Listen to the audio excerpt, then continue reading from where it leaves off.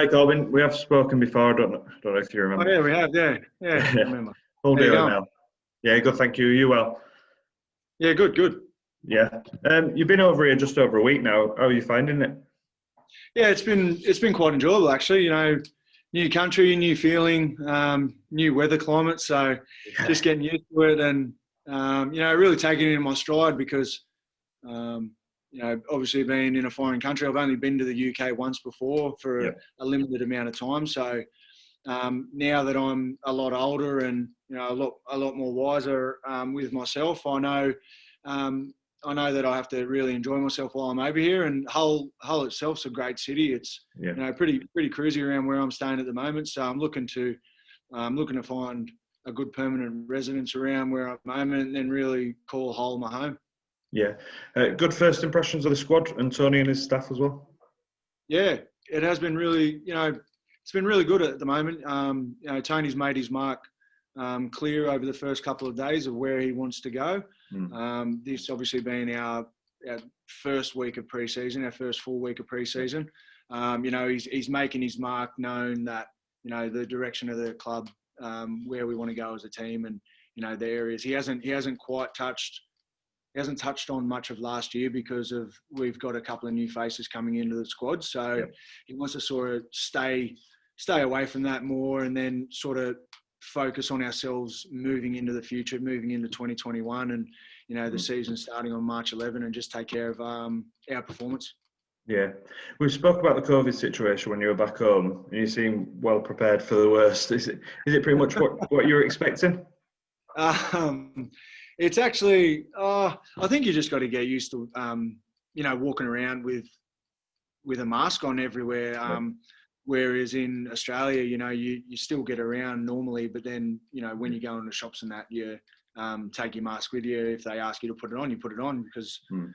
obviously the restrictions that everywhere has. But over here, it's obviously day-to-day life at the moment. You wake up, you put your jacket on, you put your mask on, and then you leave the house. So it has been, it was a little strange the first sort of day or two getting around with a mask on because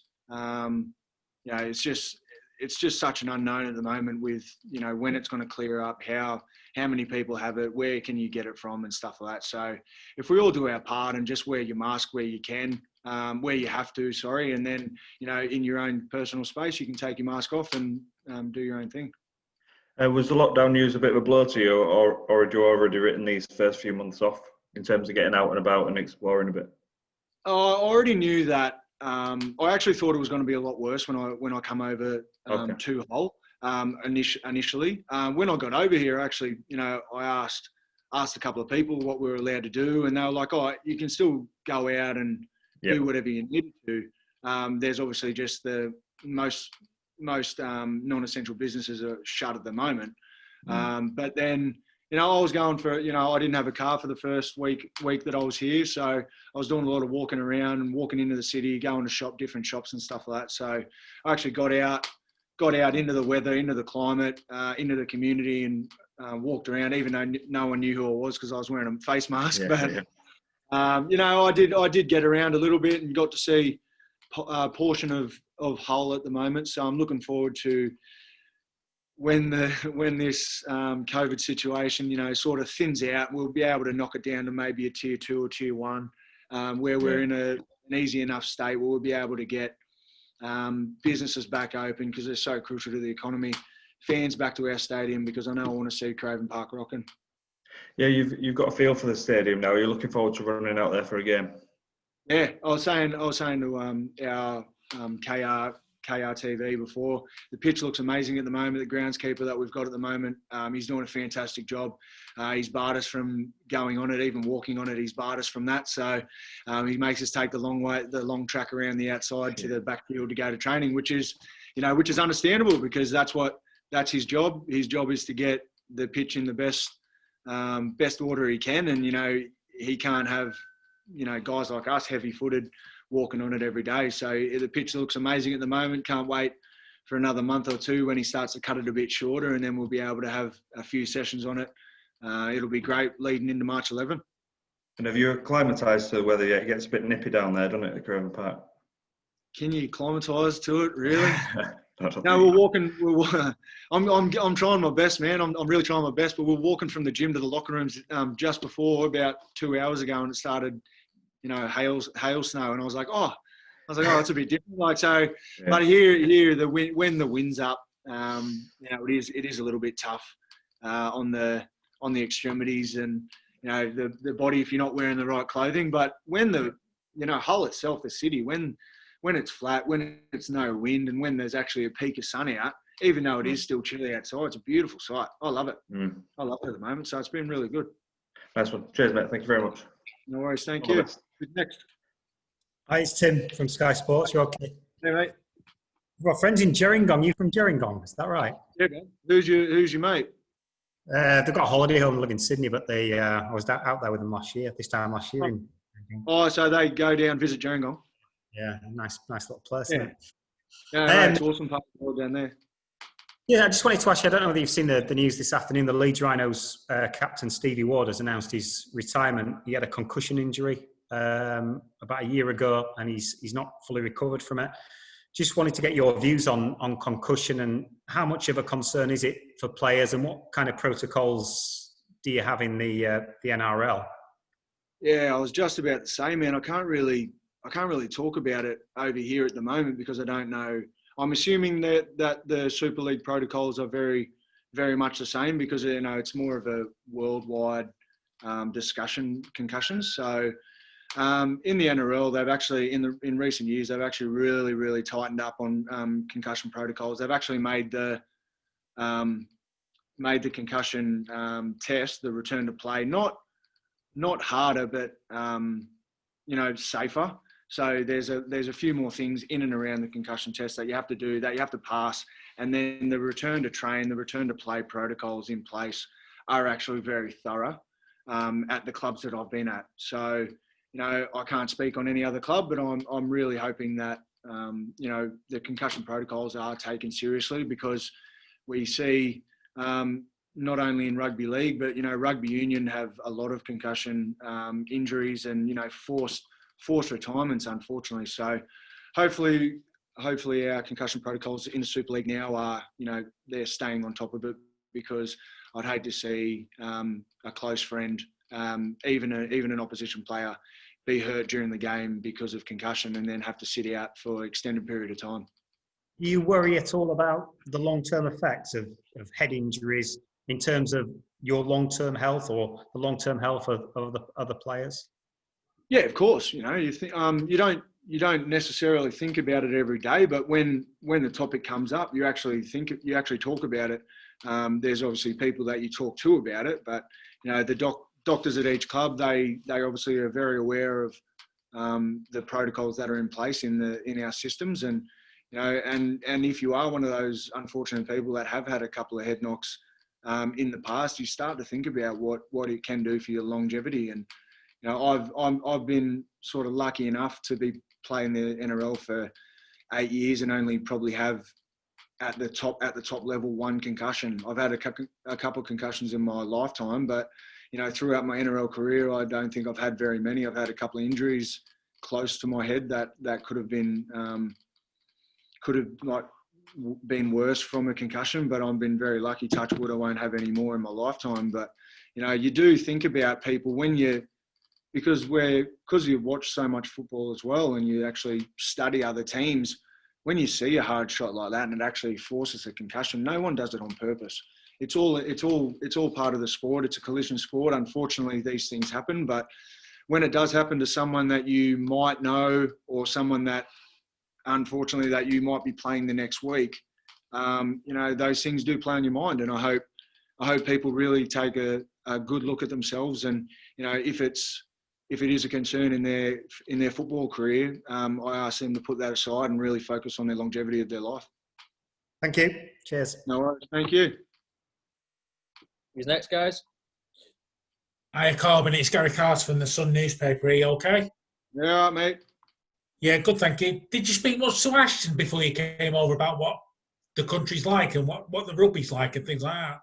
Yeah, I did. Unfortunately, he sat me down and tried to tried to get his highlight reel out. I told him to put that on the burner. So no, I did. I picked him and his wife Nicole's brain, and because they were over here for such an extended period of time, I really appreciated what they told me. Obviously took most of it on board. Some of it didn't relate with me, but playing over here and living over here, there's no one closer to me obviously than my brother and my sister-in-law. So I was really fortunate enough to have a good chat with them about a month and a bit before I moved over. So I was really excited at the time, telling them, and they were actually really excited for me as well, and they still are, because they lived here for a number of years and they really enjoyed themselves as well. They really seem to sort of buy into the life off the field in England as well. What did he tell you? What did he tell you about life in England off the field? I think it's going to be completely different now. Nowadays, for the good thing about Ashton, he had his family. He obviously had his wife and his 4 kids over here as well. So they done a lot together as a family. They got to explore the country and multiple countries around England as well. But we're very similar people, but we're not. So he gave me advice. He told me I can take it if I want, or I can leave it. So we're very, very much individual people, and I'm looking forward to just getting out amongst the community and around the UK, because I haven't seen much of the UK. I've only ever been here for a short period of time in my past, and I'm looking forward to getting to know my teammates a little bit better in the next couple of months. And then when the COVID situation does thin out a little bit, we'll be able to get together as a team and go on a little adventure, team trips and stuff like that, and get around the actual country, which I'm really looking forward to. You said you're a similar sort of person to Ashton. Is your musical taste similar as well? Yeah, a little bit. I think Ashton would change his name to Metallica if he could get away with it. Yeah, I know. Yeah, I know. He's the metalhead in our family, but I do enjoy a good drop of metal in my music library. But he's a little versed in country music than I am. Unfortunately, I didn't really take that bone when I was younger. But we do have very similar. I've got 4 older siblings, so I didn't really have a choice what to listen to when I was younger. Just lastly for me, are you going to be sort of Fiji scout over the year ahead of the World Cup to point play? You're going to be sort of Fiji scout over the next year to point out who's really good playing before the World Cup thing, sort of thing. Who are there many Fijians playing in the Super League? I think it's you and Kevin Naguama, I think. Fantastic. Well, I'll tell the coach that Kevy's playing really, really well. So, no, but I'm actually really looking forward to that, because Fiji themselves are going to be based in Hull and training at Korbin Park. So, I'm really looking forward to spending my time over here throughout this year, 2021, and then making good relations off the field with places around Hull. And it all literally all just depends on how the COVID situation goes at the moment, because obviously there's business that are doing it really tough at the moment. But if they can really hold on towards the end of the year, and then I'm sure COVID's going to pass in the next couple of months, leading into the 2021 World Cup in the UK, having Fiji stay in Hull, training at Korbin Park, I reckon the fans are going to get really behind us. So it'll be really good. Looking forward to the World Cup at the end of the year. Cheers, Korbin. Thank you very much. All the best. Thank you. Hi, Korbin. It's Matt Shaw from the Daily Mirror. Hope you're well. Hang on. Oh, hey, mate. What's going on? Yeah, sorry, Matt. I'm good. Thanks to you. Yeah, good. Yeah, just jumping on the back of what Gary had asked you, I wanted to ask you about Fiji and just what it's like to be part of those squads from the outside. It looks like an incredible experience. What's it like? Yeah, it's fantastic, and obviously the culture, you really have to buy into the culture because it is so infectious. The Fijian culture is so infectious, so happy. We obviously stay together an extended period of time, so we're in each other's pockets. We really get to know each other. We have what we like. It's called prayer, but we call it devotion. So we have devotion, morning, lunch, and dinner. We sing songs, we sing prayers, and then we get to know each other really well. And that's what really bonds us as a family. And when you do listen to people from the outside, when they hear us get around on the team bus or before and after training when we have a little hymn. It really feeds into your soul. You're like, yeah, this is what we want to do. We want to bring our joy to people outside our little bubble, our little Fijian family, because, like I said, because our culture's so infectious. It's, you can't help but actually stand there and smile. I remember my first camp when I was younger. I didn't know any of the songs, and I just stood there and smiled. I'm like, oh wow, like this is awesome. Like I want to be a part of this, not because I'm Fijian, but because these boys, like, they're just so close knit, and we have a good time. We get our work done on the field, and then we go out and play together, and then we go home as a family. And are you religious, or did it change in any way being involved in that group?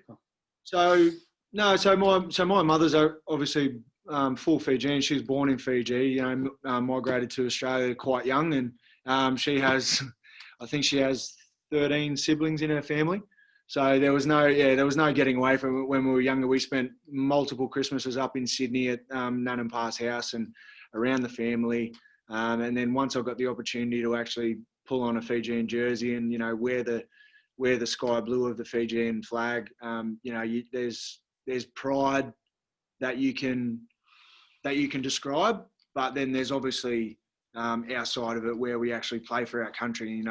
You ask any English player what it feels like to play for England and fly the white and red of the cross, and and they'll tell you how much passion they have for it, and it's no different to any other player playing for their country.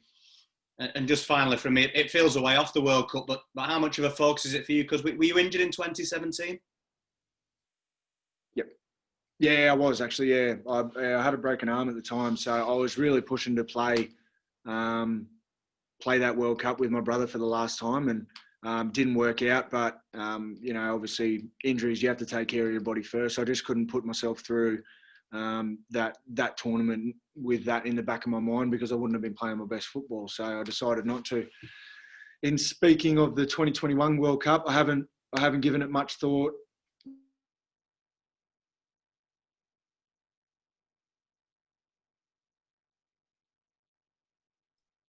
I'll just go check on him, guys. One sec.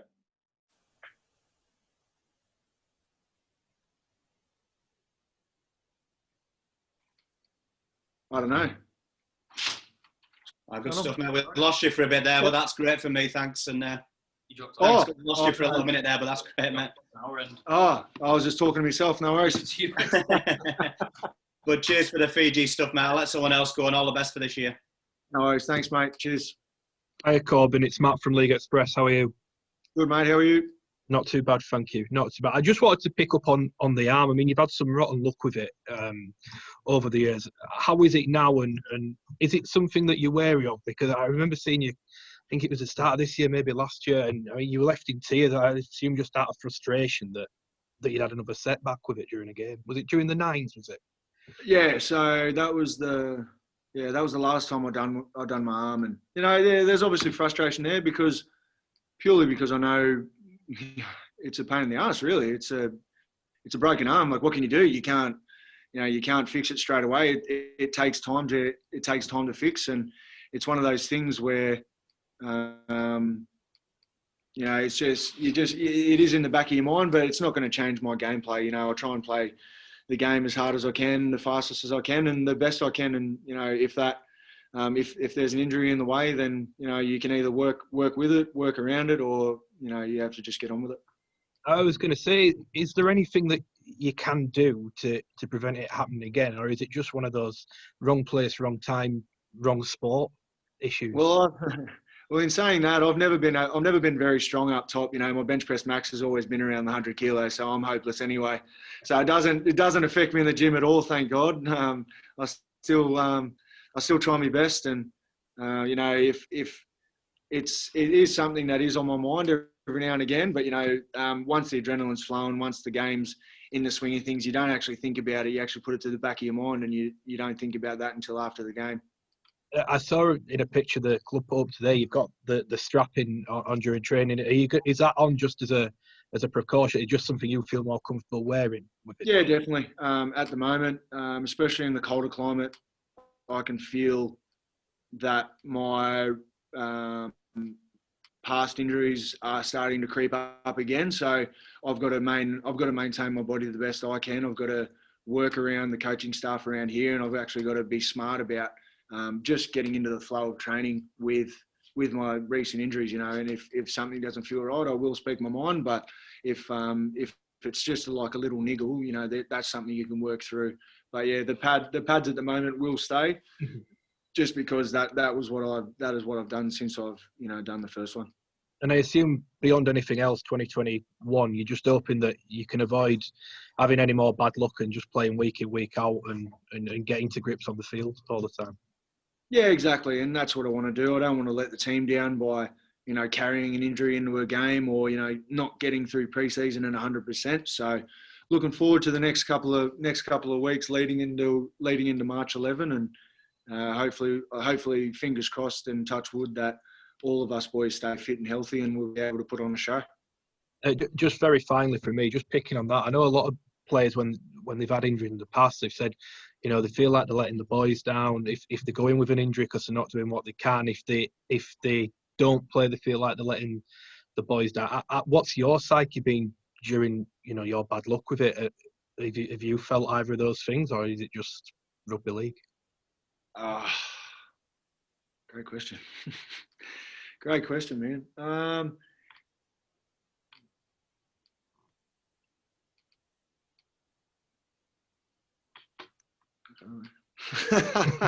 You just kind of, yeah, I don't know. With certain injuries, you can obviously push through, but with injuries that you've actually had surgery on and surgery through, repaired surgery to get yourself back to a level playing field where you think you'll be able to take the field and not let the boys down.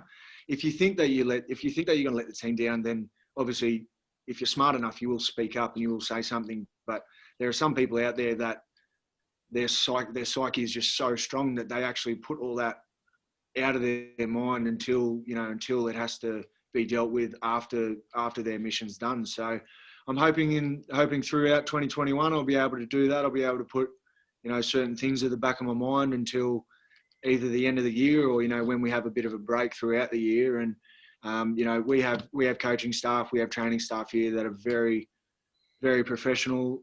They've played the game before. You know, obviously Tony Smith, he's coached a lot of clubs and a lot of games over in the UK. So, you know, he's very smart with how we conduct ourselves off the field, and, you know, it's just up to the individuals how they set themselves up. Thanks, Korbin. Best of luck with the season. Thank you. And Korbin, it's Dave Craven at Yorkshire Post. How you doing? What's your last name? Craven. Speaking of. Just a quick one from me. I mean, obviously there's been a lot of signings from the NRL for Hull KR this year, 4 of you. How good do you think the recruitment's been, and how well do you think Hull KR can go this year? Yeah, fantastic. Speaking on, you know, the new recruits that we have brought in, because obviously I didn't know any of the boys last year, and, you know, they've gone through a little bit of a player move on and stuff like that. But the people that we have being here now, speaking and training to the boys at training, the people that we have here now is a very good group. We're very, very young. Like, we do have a fairly young crew, and they're all willing to rip in, which is what you want from your young lads. And then with the boys the people that Tony and the club have actually brought in is going to be really, really exciting for the 2021 season. And I'm looking forward to being able to get the last couple of lads. Hello, how are you? Hello. Yeah, looking forward to getting the final pieces of our puzzle to the UK and into the club, and, you know, in and around training, because I know personally, being here for a couple of days now and being able to train for a couple of days, it's been quite enjoyable getting out there with the boys. And I dare say that, you know, training yourself back in Australia in the boiling hot is no fun. Cheers. Ruined my video now, haven't she? And just, I was lucky to be down in Wollongong a couple of years ago when Hull were out there, and I spoke to your brother Tariq, and he said that he might come over to Super League at some point. Do you think we'll see him over here at some point? To be honest, I don't think we'll see him soon because he's playing really, really good football. You know, he's still playing at a high level. He's still contending for a New South Wales origin spot each year, which is what you want as a player. You know, I was fortunate enough to be at his debut for the New South Wales Blues up in Brisbane, and you know, if as long as he's playing good football, as long as he's you know, contending and playing the best that he can for the St George Illawarra Dragons, you know, I'd love to see him over here for, you know, a couple of years towards the back end of his career, or whenever he feels like coming over. I'll certainly have a chat to him about it. But as long as he's playing good football at the moment, I've been speaking to him regularly. He says his body's feeling really well. He's training really well at the moment during pre-season, and that's as much as you can do until the season starts. And you know, wishing him all the best for getting back into the Blue squad. I know he's really desperate to get back in there and, you know, play his best footy on the big arena. And just finally from me, just going back to the concussion issue, I mean, there'll be a lot of talk about how the game might have to alter later down the line to try and prevent such injuries happening. But I mean, do you think that's even possible? And do you hope the sport continues in the same vein in terms of the physicality of it? I can't. Yeah, I'm not too sure, like, sort of how to answer that, because we do take our sport very seriously as players. We put our bodies on the line week in, week out, to put on a show for the fans. That's what we want to do. We want to play the best we can for our club and for the fans, because, you know, the more that they're entertained and, you know, the more that they're really enjoying their football, the more that we enjoy our football while we're out there on the park.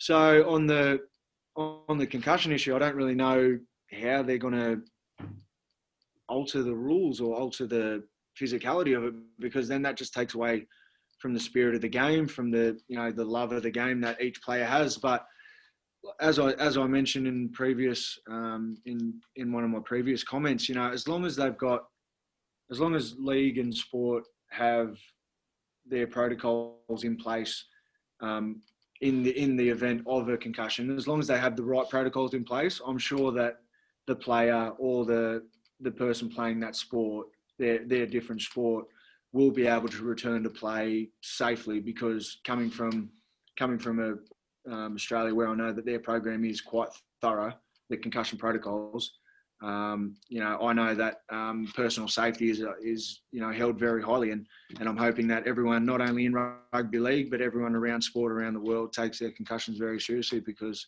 it'll have a deeper impact on their life later down the track. Brilliant. Thanks again. Good luck with it all. Thank you very much. Cheers. Is there any more questions, or Tim, you want to move straight to yourself? Luke, am I right to ask one, please? Yeah, of course, mate. Jump in. Hi, Ryan. Hi, Korbin. It's Joe from Serious About Rugby League. How are you, mate? Good, mate. Where are you from? Hull. Yeah, just Serious About Rugby League. It's the website. That's what I'm writing for. Just quickly, first question. What are your thoughts on the Hull derby? Oh, yeah, looking forward to that. The boys have been in my ear. Yeah, Skidsy, Sean Kenny Down, a couple of the boys, they've been in my ear about it. And, you know, they told me about the Northern Stand filling up and, you know, having the songs and stuff like that. So I'm really hoping that we'll be able to, like, come out. Obviously the COVID stuff figures itself out before then, and we'll be able to get crowds in before then. But when we figure out our derby game, you know, hopefully we'll be able to get this stadium rocking in, you know, red and white and black and white, and we'll be able to put on a really good show. And as well as that, I mean, even the reverse derby at the KCOM Stadium, you could have over 20,000 sell out there as well. So, I mean, do you think, is that something you're looking forward to as well? Yeah, very much. You know, I played in a couple of derby games throughout my NRL career, and, you know, there's obviously just something a little bit more to it. There's a lot of pride, a lot of passion. And, you know, it's good. They're good fun, because that's what you want to do. You want to play your best football. If it's not at the end of the year when you're playing finals or whatever, you know, you've got to take those special games with their significance in the game. And there's no better time than a local derby during the middle of the year, because our fans get a kick, their fans get a kick, and the players on the pitch get a kick, because, you know, I know the feeling of playing in front of, you know, 20 and 30,000 at a derby game before. So I'm really looking forward to getting into Craven Park and filling it out, or even KCOM Stadium and filling their stadium out in red and white. Yeah, because as well, I mean, there's always been a bit of a rivalry in the Super League fan base, which is the true Super League derby, whether the Hull one or the St Helens Wigan one. I mean, what's your thoughts on that? I'm not 100% sure, how far back the rivalry goes or the derby goes, but I obviously know for a fact that there are two teams in Hull now being here and obviously being over in the Super League. So I'm really enjoying actually seeing people out in, Hull KR masks, Hull FC masks. So it's going to be an interesting time when we do actually get to the derby game, and if we can get a full stadium, fingers crossed on COVID, if we can get a full stadium at either park, we'll be able to rock it. No problem. Thank you, Korbin, and all the best, mate. Thanks, matey. So, Korbin, we'll move to Tim Stay from BBC Humberside. He's probably going to end up repeating a few questions that's already been on. So, as well, guys from the press, feel free to jump off at this point. Jump off now. Cheers, Korbin. Thank you. Thanks, guys. Thanks a lot. Thanks, Korbin. Take care. Cheers. Yeah, right. Tim, if you just want to fire away then, please, mate. Yeah, brilliant stuff. Hi, Korbin. Can you hear me okay? Yeah. Excellent stuff, mate. Thanks for talking to me. So as Luke says, I'll repeat a few questions, but all good. So how are you settling in then to life at Hull KR?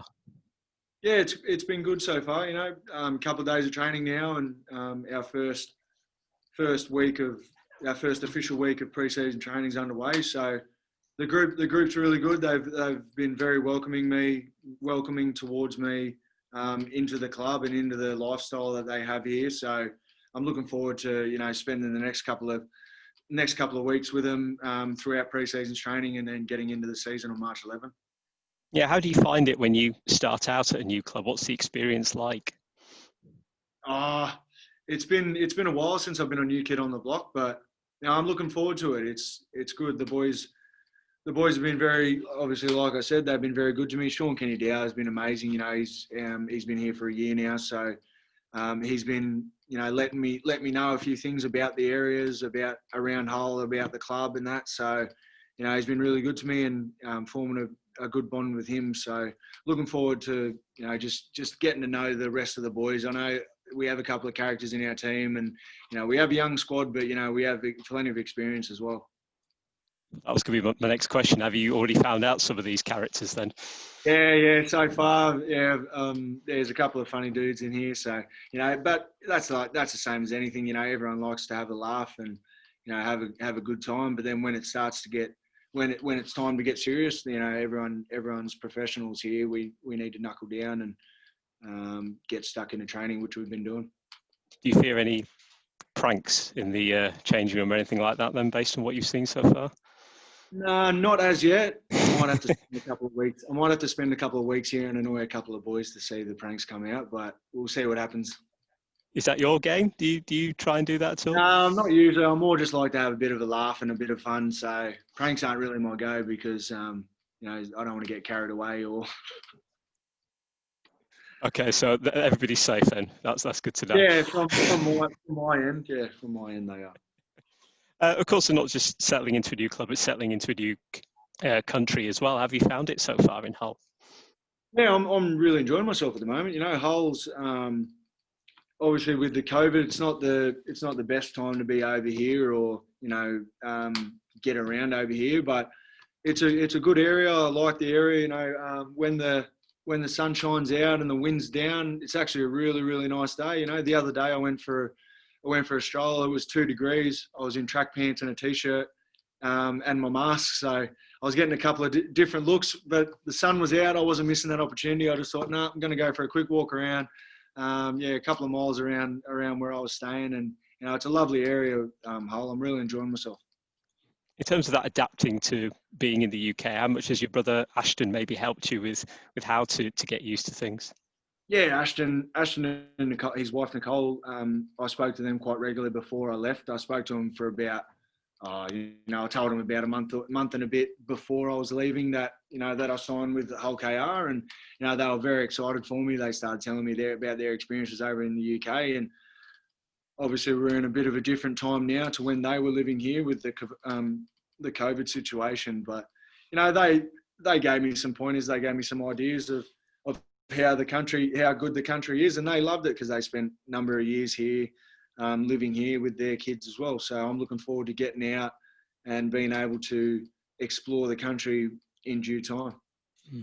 Just wondered, do you know anyone else within the game over here that you might be able to hook up with? Yeah, I do, but obviously they're in different teams and they might live a little bit out of Hull. But I do know a couple of boys over here, and then I just have to, get around England when the time is right. I don't want to break any COVID rules or anything like that. So I'm sure Boris would be right on my ass if I did. You're not wrong. You're not wrong, mate. Training wise, then, as you say, you're back in it now. How's the first week been? Tough. Yeah, I found it very tough actually because, obviously new environment, having to train in such cold conditions I'm not used to, and then the field, it's been a little bit wet over here, so just getting used to the conditions. I feel like I'm starting to find my feet. I felt like the boys, not only myself but the boys, we trained really well today, and everything's going to come into place. It's only the first week of pre-season. The comp's not won now; it's won at the end. But this is where the hard work starts, and I feel like the work that we have put in the first couple of days has been quite enjoyable and very exciting.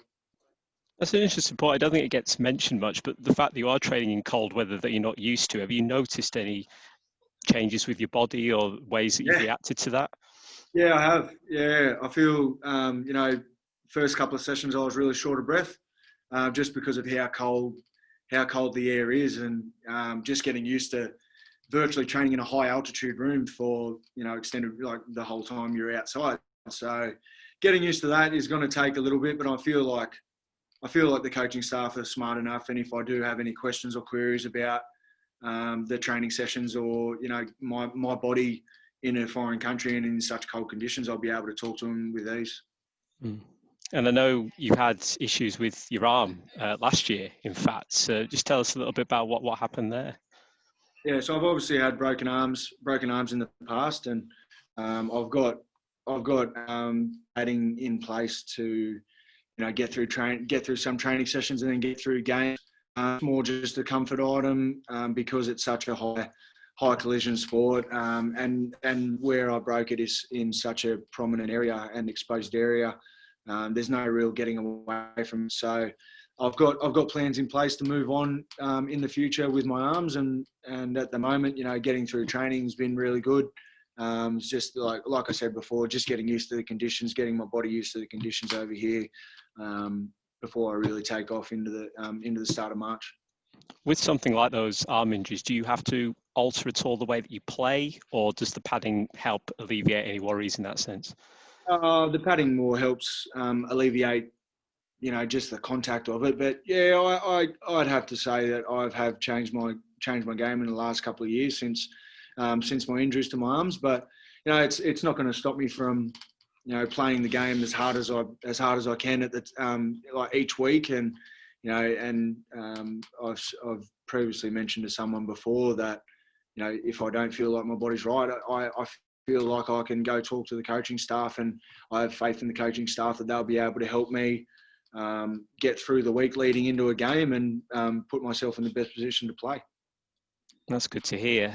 You've already spoken about the squad as people, but what about as players? What do you make of them from what you've seen this week then? Yeah, very, very skillful actually. For a young group, there are a lot of players here that are very skillful, because obviously I haven't watched much English football, Super League football in my time, only to watch friends or my brother play. But at the moment, what I've seen so far, there's a couple of really sharp-looking lads, really sharp-looking outside backs, and our forward pack when we get Albert Vete and Takarangi over here, it's going to it's really going to be good for our squad as well. So I'm sure Big TS Tony Smith's going to have a couple of headaches picking the first side. That's for sure. I think you've picked the two names that Hull KR fans are probably really looking forward to seeing when they heard those signings were made. Their eyebrows certainly raised up. On Brad first, how big a player do you think he could be then? Oh, he could be anything really. Just depends on where where Tony wants to play him or where Brad wants to play. I've often mentioned to Sean Kenny Dow, and he's really excited that that I got here when I got here, and then the boys are coming at their time because he's excited for what Tony has put in place for 2021 and beyond. So it all just depends on obviously I don't pick the side, so it all depends on where Tony wants to play his players and what strike he wants to have that week. But Brad Takarangi, he's a very skillful dude, and he's a big dude as well, so he can literally play in the backs, in the halves, or in the forwards. With Vete as well, I suppose probably he'd be more likely to be alongside you. So how do you think that could work out? I'm looking forward to it. He's a big scary dude, man. I'm looking forward to him getting over here and getting angry on the field. So it'll be good. And he's come from a really good system as well down in Melbourne Storm. So he's very, and he's played in the NRL for a number of years. So he's very experienced. And coming from Melbourne Storm system, he's even more experienced coming to Hull KR. So we should be very lucky that he's coming. Just for you personally, then, how much are you looking forward to playing in Super League? Yeah, I am. It's been good. It obviously wasn't on my mind in recent years, but in recent months, I've been really enjoying the idea of getting over here, foreign country, new environment, new team, new rugby league, really. So I'm looking forward to working my way through the pre-season first. I've got to get myself right leading into the start of the season. But like I said before, it's I'm really excited with the group that we have here right now at the moment, and then the players that we're bringing in. Those two boys coming in, I think middle of January, late January. I'm really excited to what this team can do in 2021 and beyond. Considering that you say it wasn't necessarily on your mind before about coming over here, what made you want to come over and play now? More opportunity, I think. I was really looking forward to the opportunity to get back out on the park because, I wasn't playing my best football, and my injuries sort of caught up with me last year. And then, when I got the opportunity to think about coming over here, actually, I sat down and had a good think about it, and finally thought, no, this is what I want to do. Like I made my mind up quite early, and talking to Tony on the phone and really hearing how passionate he is about his football, and then talking to Ashton about being coached by Tony because he was at Warrington when he was there. I was already looking forward to it, and then I had those two conversations, and I really I pretty much ticked my box to come over. So all the things you've heard from Ashton about Tony Smith, now you've had a chance a little bit to work with him anyway. What's he been like? He's been really good. He's a good person. He's a great football mind, and he's up for a chat. And the best thing about Tony is that he is a very approachable person.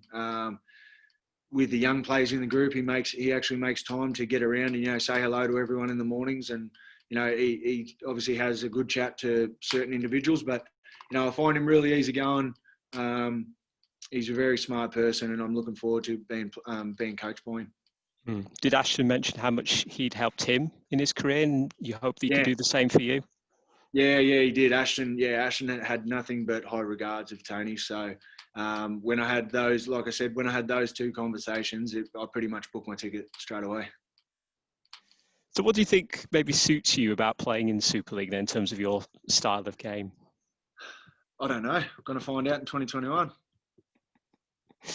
So in that case, then, how much are you looking forward to that challenge of testing yourself in an unknown league? Then, in that sense, yeah, exactly. That's the challenge you want. I've played in the NRL for a number of years, and obviously that's a very challenging league over there. It's one of the hardest in the world to play in, and Super League's right behind it there. So I'm really looking forward to be able to put myself out there in front of the whole KR fans, in front of my teammates, and really put my foot forward. And but it all starts now. You know, we started a number of days ago with our pre-season. That's where we started. Get through pre-season. Tony Smith and the coaching staff have a plan in place of how we want to play this year, and then it's up to us as players to be able to implement their plans on the playing field. That's it. And I know you obviously weren't a part of what happened last year, but it also was a tough year for the club. So how big a challenge is it for you and everybody to put that well and truly behind you? Yeah, well, I mentioned to someone earlier in an interview that Tony has not made it a personal thing to keep bringing up last year, because we have a number of new players coming into the side. So talking more about last year towards the group isn't really going to help us. You know, it's more about where this group wants to go in the future and in 2021 and beyond. So, like I said, I've got trust. I've got all trust in Tony and his coaching staff here to be able to prepare us properly, put the right game plans in place. But then it's up to us as players to be able to go out on the field, not only implement the plan that Tony's put in place, but put on a show for our Hull KR fans at Korbin Park. And what would be success for you personally in 2021? Success for me personally, I just want to play football, man. Honestly, I just want to get out and I want to play week in, week out football for this club. I want to play really good football, and then on the back of that, from personal success, playing each week and playing the best that I can. Hopefully that moves Hull KR into a good position to fight for a final spot. Finally, the thing that probably everybody in Hull talks about, the derby. How much are you looking forward to experiencing that? Yeah, I am. I'm very excited to be able to experience that. Whether it's, you know, I don't know how it works, whether there's one game here, one game at Korbin Park, one game at KCOM, or if there's just, you know, one game. Is there 2 games in the year? Yeah, you played each other's stadium, yeah. Oh, fantastic. I look forward to it even more now. Yeah, so it's going to be, it's going to be great. And obviously Hull being so big and having 2 professional sports teams in it, I enjoy it. I enjoy seeing our fans walking around the street. I enjoy seeing FC fans walking around the street. You know, but it's going to be really exciting. I can't wait to see Korbin Park stacked out with 15,000, 20,000. I can't wait to see KCOM Stadium stacked out with 15,000, 20,000 of Hull fans, KR and FC. So it's going to be a really, really good game. The boys have given me a heads up about how Korbin Park gets rocking when the derby's on. So I'm really looking forward to getting down to the Northern Stand and really enjoying myself after a good win. Mate, you'll absolutely love it. I guarantee it. You will love it. Top man. Awesome. Thank you so much for doing that, Korbin. Thanks, Tim. Really enjoyed that. Take care, mate. Cheers, Tim. Thanks a lot, mate. Thanks, Luke. Thank you for that, buddy. No worries.